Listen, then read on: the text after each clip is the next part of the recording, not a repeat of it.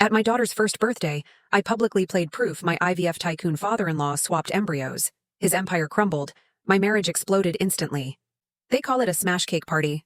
Tiny hands, frosting on eyelashes, grandparents pretending not to cry.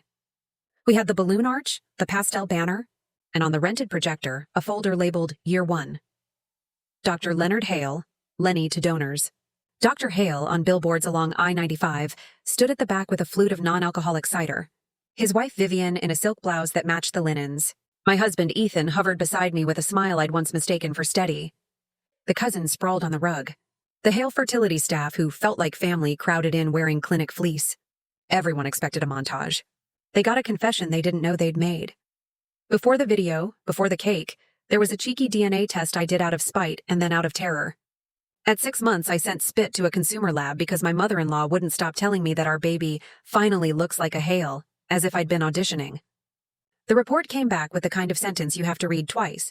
No evidence of a parent-child relationship with the submitted adult female. I told myself it was a lab error, a saliva mix-up, a barcode smudge. My OB rolled her chair close and squeezed my knee. "Get a chain of custody test," she said quietly. Like she was telling me where to hide during a tornado. An AABB-accredited lab drew blood from me and our baby in front of a witness, sealed the vials, stamped forms I signed with a hand that shook. A week later, the envelope arrived with boldface, exclusion of maternity, 99.99%. I sat on the kitchen floor and watched the letters flatten the world. When Ethan came home, I taught him how to Google while breathing. He said the right things. "There must be a mistake. We'll fix it." Then made a call in the bathroom and didn't know I could hear him say, "She tested." I didn't come to Hale Fertility a fool. I came like everyone else, desperate and polite. We used my eggs, Ethan's sperm, and a clinic I could walk to if I couldn't drive home after bad news.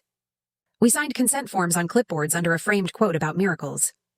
Dr. Hale patted my shoulder and said, "We'll take care of you."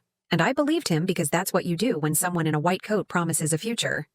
After the exclusion letter, I requested my complete medical record under HIPAA, progress notes, embryology worksheets, consent forms, the CDC ART report, even the audit logs. You learn quickly that modern medicine is a hive of timestamps. Who clicked what, who opened which file, who amended a field and when. 2 weeks later, a thumb drive arrived with a cover letter like a handshake.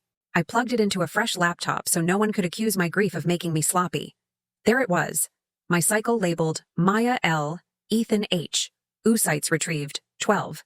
Mature, 9, ICSI performed, embryos, 3, biopsy for PGTA. Then a gap. A correction entered 3 weeks later by a user ID that matched Dr. Hale's username. Embryo 2, relabeled per clinic protocol.